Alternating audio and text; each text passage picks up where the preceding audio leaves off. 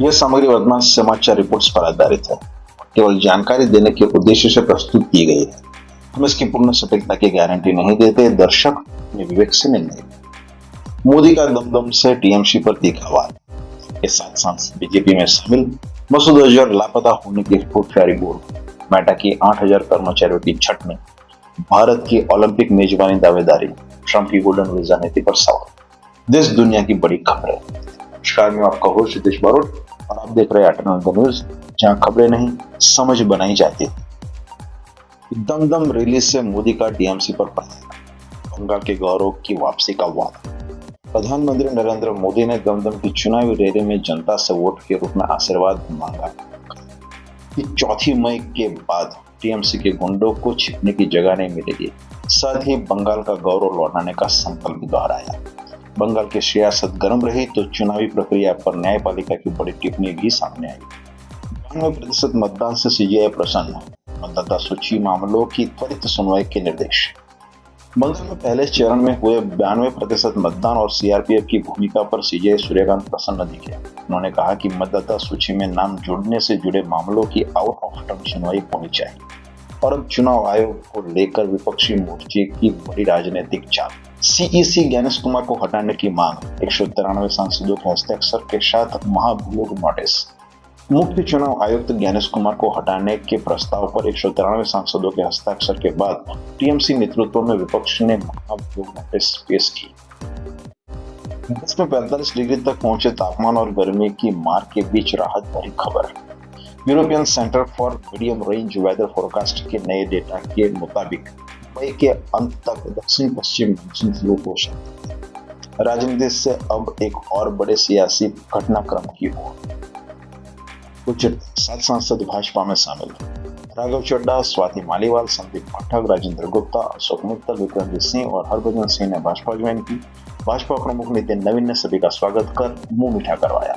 और अब सुरक्षा से जुड़ी एक बेहद अहम चौंकाने वाली खबर। ऑपरेशन सिंदूर के बाद मसूद अजहर लापता। आतंकी नेटवर्क में घमासान।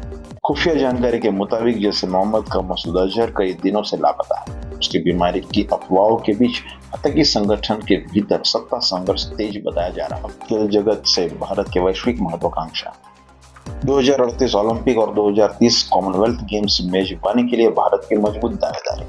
भारत ने 2038 ओलंपिक और 2030 कॉमनवेल्थ गेम्स की मेजबानी के लिए औपचारिक मजबूत दावा पेश किया। भारत के ओलंपिक संघ के प्रस्ताव पर ओलंपिक काउंसिल ऑफ एशिया की बैठक में चर्चा हुई। मेटा करेगी 8,000 कर्मचारियों की छटनी। एआई निवेश बनाकर 20 मई से मेटा लगभग 8,000 कर्मचारियों की छटनी शुरू करेगी।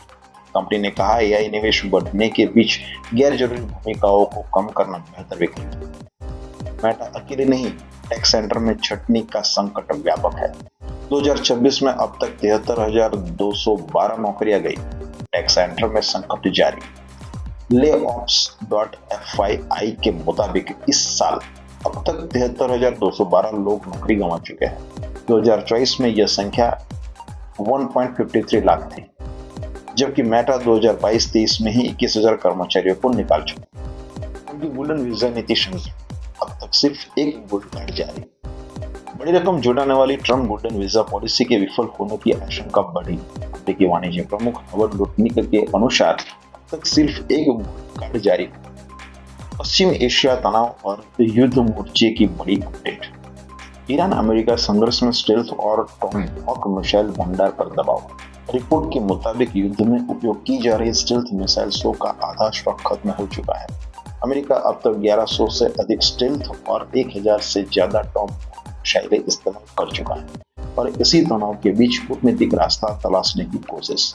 पाकिस्तान में हो सकती है अमेरिका ईरान शांति वार्ता। शांति मंत्रणा के लिए अमेरिका के स्टीव वोल्फ और ईरान के अकराची पाकिस्तान जा सकते हैं। इसे संभावित बैक चैनल डिप्लोमेसी माना जा रहा है। आज का दिन और इतिहास। आज है 25 अप्रैल 1974 पुर्तगाल की commission revolution.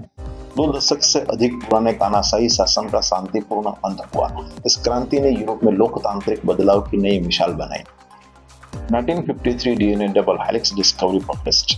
James western Francis Crick's की खोज नेचर में प्रकाशित हुई।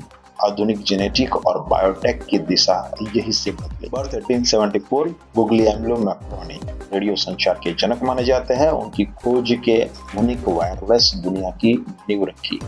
डेथ 1995, जिंजर रॉजर, बॉलीवुड की अभिनेत्री और अक्सर जिंजर रॉजर का निधन। अगर आप चाहते हैं खबरों के पीछे की सच्चाई और समझ तो जुड़े रहिए एटर्नल न्यूज के साथ। वीडियो को लाइक करें, शेयर करें और चैनल को सब्सक्राइब करना। अब बोले मैं हूं हितेश बारोट। मिलते हैं अगली खबर में। सब रहिए, जागरूक रहिए। नमस्कार।